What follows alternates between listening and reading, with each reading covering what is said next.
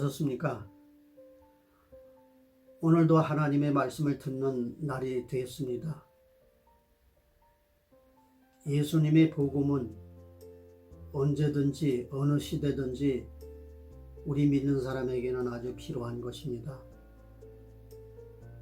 전국에 계시는 성도 여러분, 오늘 이 시간에 은혜 받으려고 하는 하나님의 말씀은 마태복음 4장 8절로 22절까지 있는 내용을 가지고 말씀을 드리겠습니다. 예수님이 사도 요한에게, 세례 요한에게 세례를 받으시고 올라오실 때에 하늘문이 열리고 내 사랑하는 아들이라, 내 기뻐하는 자라, 이렇게 많은 사람에게 우리 하나님이 나타나셔서 말씀을 해 주셨습니다. 그때부터 우리 예수님 복음을 전파하기 시작했습니다. 복음을 전파하시면서 이 복음이라고 하는 것은 전파할 때에 예수님이 혼자서 되는 게 아닙니다. 반드시 파트너가 필요하다. 그 파트너하고 소통하는 먼저 그런 제자들을 필요하다, 이렇게 생각해서 하루는 바다로 지나가실 때에 우리가 잘 아시는 이제 베드로라 하는 그 제자, 안드레라고 하는 제자, 그 두 사람이 바다에 금을 던지는 것을 보시고 부르게 됐습니다. 그래서 예수님이 그들에게 말씀을 하실 때에 너희는 나를 따라오너라, 이렇게 얘기를 했습니다. 오늘 이 시간의 제목은 나를 따르라, 이런 제목으로 말씀을 드리겠습니다. 우리 예수님은 이 세상에서 처음 복음을 전하실 때부터 떠나실 때까지 늘 하시는 말씀이, 제자들에게 이제 하시고 가르치는 말씀 중에 나를 따라오라, 이런 주제가 많았었습니다. 그런데 오늘날 많은 성도들은 예수님을 따라오라고 하는 그 말씀을 가지고 예수님을 따르려고 노력을 상당히 많이 합니다. 그런데 이모저모의 여러 가지 세상의 철학과 과학과 문명 때문에, 우리가 사는 처지와 환경 때문에 예수님을 따르기가 그건 쉬운 게 아닙니다. 목사님의 설교를 들을 때는 은혜가 된다. 그래서 은혜 받을 때에 목사님 말씀 따라 나도 예수님 따라가야지, 예수님의 말씀대로 준행해야지, 이러한 그 결심이 수시로 이제 생겨나곤 하는데, 근데 그 생겨난 그 마음대로 이 세상에선 잘 되지 않습니다. 행동으로 옮겨지기가 어렵다는 얘기입니다. 근데 원래 아담 해와로부터 범죄한 모든 사람들은 다 이렇게 됐습니다. 왜냐하면은 맨 처음에 우리 하나님과 아담과는 통용이 됐어요. 서로 대화가 됐다는 얘기입니다. 그래서 하나님 뭐라고 그러면은 아담이 이해를 했고 은혜를 받았고 그 말씀이 옳다고 마음속에 인정을 하게 돼서 그냥 그 말씀대로 준행하고 실천에 옮길 수 있는 그런 결과치가 나왔습니다. 그런데 아담 에바가 범죄함으로 인해서 되어진 것은 뭐냐면은 하나님의 말씀 그동안 들었을 때에 실천에 옮기고 잘 했는데 범죄하고 난 후에는 하나님이 내게 말씀을 하더라도요, 이게 실천에 옮기기가 그렇게 쉬운 게 아니었습니다. 그래서 아담 에바가 어떻게 했느냐 하면은 숨었습니다. 하나님 보일까봐, 하나님 만날까봐 벌벌 떨면서 이제 숨어 다녔다 이 말이죠. 그런데 우리가 하나님 말씀 들을 때에, 설교 들을 때에 나는 은혜가 된다. 그래서 예수님을 따르자. 예수님이 어디든 오라 하실 때 난 간다. 이렇게 결심할 때가 많습니다. 근데 생활사가 복잡하다 보니까 그게 잘 안 돼요. 그런데 이 시간에 그 베드로라고 하는 그 안드레 그 형제가 바다에 그물을 던지는 것을 보시고 나를 따르라 한 것은 뭐냐면, 자기 생업에 충실한 사람에게 하나님이 다가가서, 예수님이 다가가서 부르셨다는 얘기입니다. 모든 사람들이 살아가는 모습들이 이 세상에서 삶을 유지하려면 충실하게 일을 해야 되겠죠. 어떤 사람은 회사 다니고, 어떤 사람은 돈 벌고, 어떤 사람은 회사 운영하고, 뭐 이런저런 면으로 사람이 살아가는 그 관계 속에서 우리가 이 사람이 이제 생활하고 있는 겁니다. 그런데 그 속에서 뭐냐면은 받은 바 은혜는 다 떨어내버리고 내 속에서 빠져나가고 실천하려니까 힘이 없어요. 자동차를 악셀레터를 밟으면은 밟는다고 되는 게 아닙니다. 그 자동차에 기름이 있어야 됩니다. 기름이 있어야 악셀레터를 밟으면은 그 자동차가 힘을 얻고 앞으로 나가게 되고 뒤로도 나가게 되고 이렇게 움직이게 됩니다. 근데 하나님의 말씀은 실천하려고 해서 되는 게 아니고 반드시 이 속에 역사하시는 성령 하나님의 그 놀라운 사랑의 역사가 우리 속에 와서 터치해 줄 때에, 힘을 얻게 할 때에 이 말씀을 하나하나 성공하여 실천할 수가 있는 것이죠. 그런데 우리가 열심히 일하고 열심히 내 삶을 영위할 때에 예수님이 나타납니다. 내게 이제 오는 거예요. 야, 너희들 나를 따르라. 베드로와 안드레가 열심히 일하고 고기 잡고 자기 생업에 종사할 때에 예수님이 그 중에 나타나서 그 열심히 하는 생업, 그와 마찬가지로 나를 따르는 것도 열심히 그와 같이 하면 된다. 생업에 종사하는 열심을 가지고 나를 따르면 된다. 그런 말씀이었습니다. 우리가 믿음을 지킨다, 우리가 영적 삶을 산다, 진리대로 산다 하는 것이 그렇게 쉽게 되는 게 아닙니다.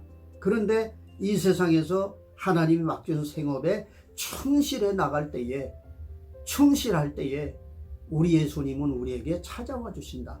야, 너 열심히 잘하는구나. 고기 잡느라고 너무너무 고생하는구나.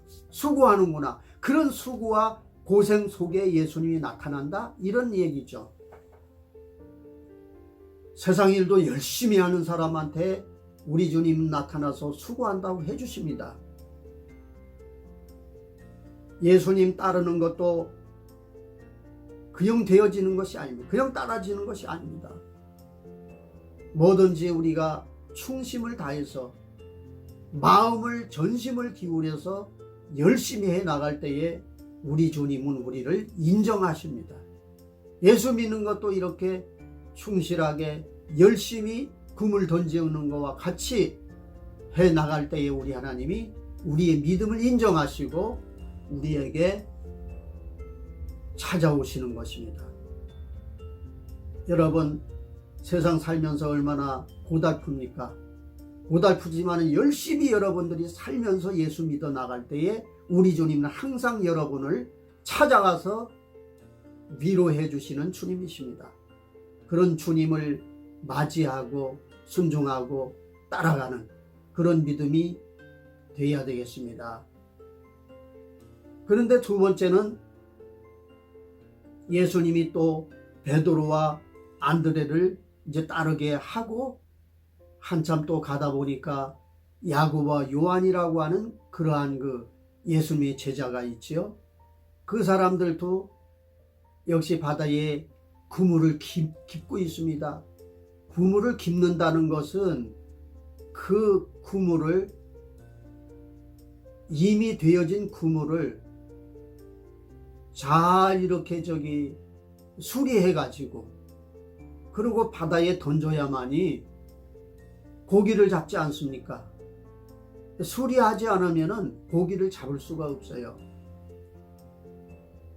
여기에서도 우리가 영적인 진리를 파헤칠 수가 있고 깨달을 수가 있는 게 뭐냐면, 우리 믿음도 항상 수리해야 된다는 거예요.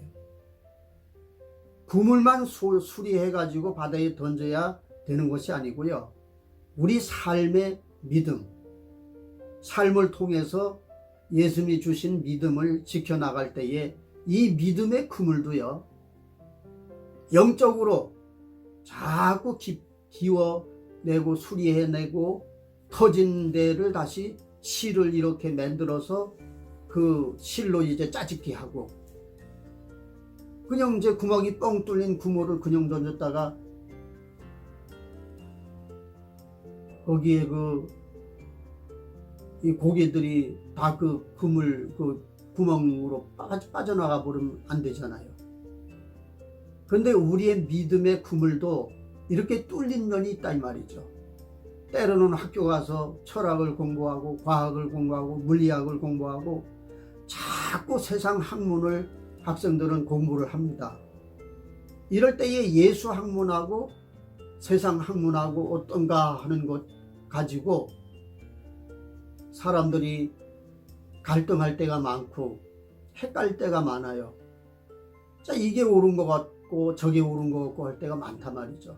그럴 때에 구멍이 뚫릴 수가 있어요.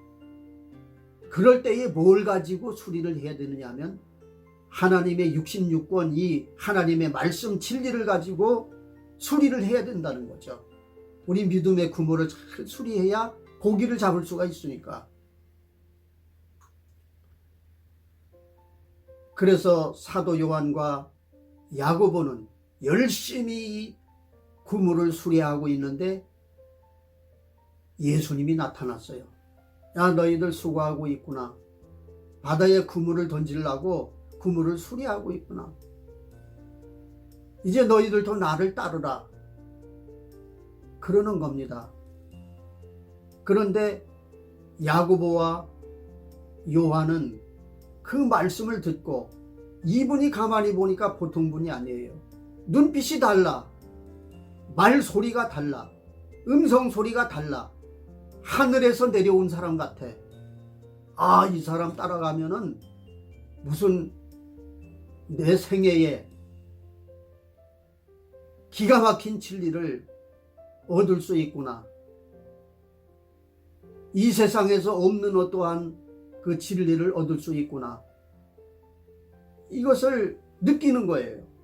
예수님 앞에 나타나서 너희들 나를 따르라 하는 그 말씀하시는 모습 그대로 보니까 보통 사람이 아니에요. 그래서 예수님을 따르게 된 겁니다. 여러분, 예수님 따르기가 그렇게 쉬운 게 아니에요. 예수님의 모습을 성경 안에서 만나야 돼요. 예수님을 만나야 돼요. 예수님이 어떤 분인가? 예수님이 하나님의 아들이라고 하는데 그 하나님의 아들은 도대체 어떤 분이신가? 진리는 이 세상에도 많이 있는데 철학을 공부하는 사람도 기가 막힌 그 어떤 자기만의 세계의 철학을 개발해 가지고 상당히 그것을 귀중히 생각합니다. 물리학적으로 과학적으로 어떤 사람이 무슨 기계를 발명했다, 에디슨이 뭐 전기를 발명했다, 그 발명할 때에 얼마나 큰 수고를 했습니까? 그 어려움이 많았을 겁니다. 반대하는 사람도 많았을 겁니다. 야, 그동안 네가 다른 공부 해가지고 이제 이렇게 하면은 더 출세의 길이 열릴 수 있을 텐데 너 그거 하나 가지고 그냥 일생 그냥 그렇게 하는구나. 이런 사람이 많았을 겁니다. 그런데 에디슨도 열심히 전기를 공부하고 연구하고 개발하고 또 실험하고 또 실패하면 또 실험하고, 이런 가운데서 그가 그것을 성공화시킨 겁니다. 여러분들 예수님 진리 그냥 되어지는 거 아닙니다. 예수님의 진리도 방해하는 세력들이 많아요. 이 세상엔 마귀의 역사가 너무 많기 때문에 여러분 속에 아니면은 여러분의 그 곁에서 늘 역사하고 여러분을 잡아서 억누르고 하나님의 진리 가운데로 가지 못하게 하는 이러한 어둠의 세력들이 너무 많단 말이죠. 그것을 마다하니하고 강하게 물리쳐서 하나님의 진리로 말미암아 가면서 연구하면서 개발하면서 자꾸 하다 보면은 내가 그동안 생각했던 그거와는 다르다. 이것을 느껴지고 깨달아지는 그 세계까지 우리가 나가야 된다는 말이에요. 그러면 나를 도우시는 완전한 하나님의 모습을 깨닫게 됩니다. 예수님을 만나게 됩니다. 예수님을 만나야 예수님을 따르지요.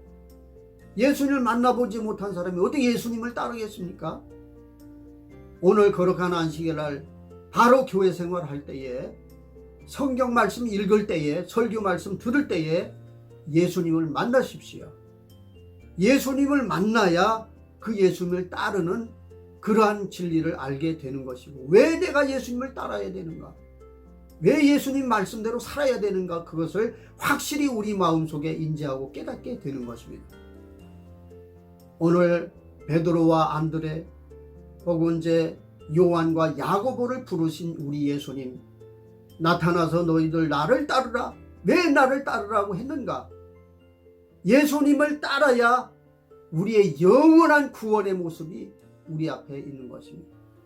구원이라고 하는 것은 이 세상에 있을 때에 그냥 잘 살자, 잘 먹자, 잘 누리자 하는 것이 구원이 아닙니다.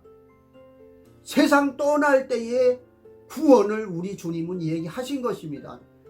내세의 진리를 얘기하신 것입니다. 이 세상 다음 세상, 내가 죽을 때에 죽은 다음에 사후에 그 결과, 사후에 어떻게 돼야 된다는 거, 어떻게 되는 거, 이것이 바로 진리, 예수님 진리였어요. 이 세상은 다가 아니다. 예수님 제자들이 뭐라고 그랬습니까? 내가 세상에 머리 둘 곳이 없다. 여우도 굴이 있고 저 공중에 나는 새도 거처가 있거만 나는 머리 둘 곳이 없다. 이렇게 얘기했습니다. 예수님은 머리 둘 곳이 부모가 아니었습니다. 형제가 아니었습니다.